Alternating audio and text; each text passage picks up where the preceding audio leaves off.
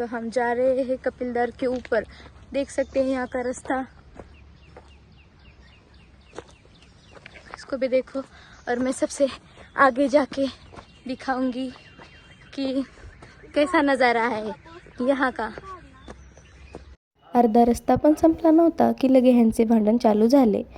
बघा, कुठं घेऊन जायच्या लायकीचीच नाही ते दोघं। मला खाली उतरण्यासाठी भीती वाटत होती, म्हणून मी आशिषला म्हटलं माझा हात धर।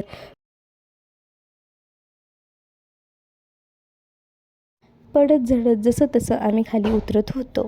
बघू शकता इथे मला उतरता सुद्धा येत नव्हतं आणि हे दोघं माझी मजा घेत होते। मग तसं तसं आम्ही पोहोचलो तिथे पाण्यामध्ये आणि तिथं आम्हाला खेकडा दिसला। खेकड़ा दिखा हमको, खेकड़ा। ऐसा कभी हो सकता है मैं कुछ काम करूँ और मेरी बहन मेरी बेइज्जती ना करे? अच्छा छोड़।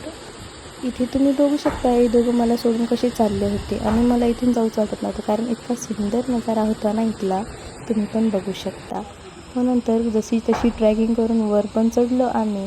बघू शकता इथे लांबपर्यंत कोणीच नाही, आम्हाला रस्ता पण सापडत नव्हता। आम्ही जसं तसं रस्ता सापडला आणि गेलो।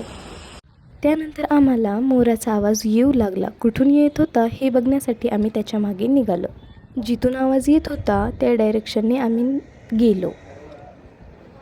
मग दीदी पण होती माझ्याबरोबर। नंतर दीदी पण म्हणले जा बाबा मी तर थकले आता। म्हणलं जाऊ द्या तुम्ही सगळे सारखा मीच जाते। मग आम्ही बघत शोधत तिथे गेलो आणि फायनली आम्हाला मोर दिसला।